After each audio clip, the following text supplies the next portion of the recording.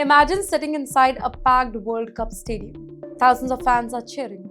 The match is about to begin, and suddenly, security officials detected an unknown drone flying overhead. Within seconds, panic is there. And that is exactly the type of situation American authorities have been preparing for. According to the FBI, more than 1,100 drones have already been detected near World Cup stadiums and tournament related venues across the United States.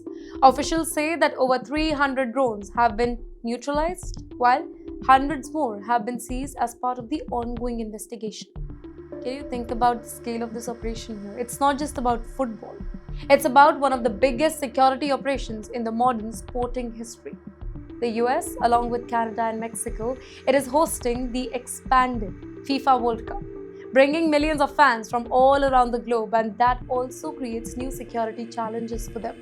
Authorities say that drones can be used for surveillance, smuggling, or maybe carrying dangerous payload, and nobody knows if it is an Iranian drone. Because of these risks, local police departments have received specialized anti-drone training, while federal authorities continue monitoring stadiums around the clock. Officials also revealed that earlier this year, they successfully disrupted another alleged drone-based attack targeting a major public event. The message from the security agencies very, very clear. Technology is making life easier. They do, but it also creates new threats here. Protecting large public gatherings today requires far more than police officers on the ground. It now includes cyber experts, artificial intelligence, radar system, electronic jamming, and constant aerial surveillance. As technology evolves, security system must evolve even further. But yes, while America focuses on protecting one of the world's biggest sporting events, another story from New York. It shows how one man fooled thousands of investors before finally facing justice. Not every criminal uses weapons. Some use promises. For years, this guy, he represented himself as a businessman, a political activist, and a voice against China's government. Thousands trusted him. Many invested their life savings. But according to an American court, it was all part of a massive fraud. Chinese businessman Mr. Miles Guo, also known as Guo Wengyi.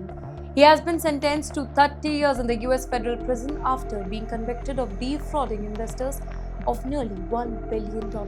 Prosecutors say that he used investors' money to fund an extravagant lifestyle that includes luxury property, expensive cars, and super yacht instead of project that he had promised for. Can you imagine losing your retirement saving because you believed somebody who claimed to be fighting for democracy here? That is exactly what prosecutors said had happened to many people in the United States. In fact, many victims reportedly invested after believing Guo's promises of financial opportunity and political reform. Instead, investigators allege the money was diverted into personal luxury.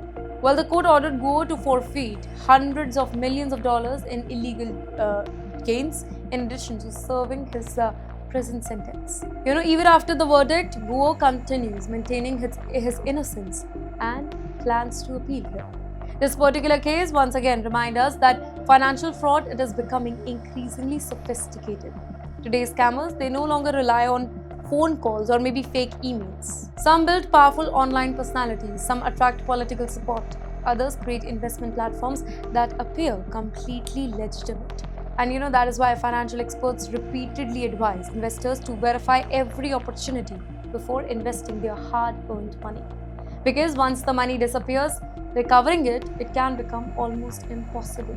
But yes, while one courtroom delivered a major verdict here, another international dispute is creating fresh uncertainty in West Asia.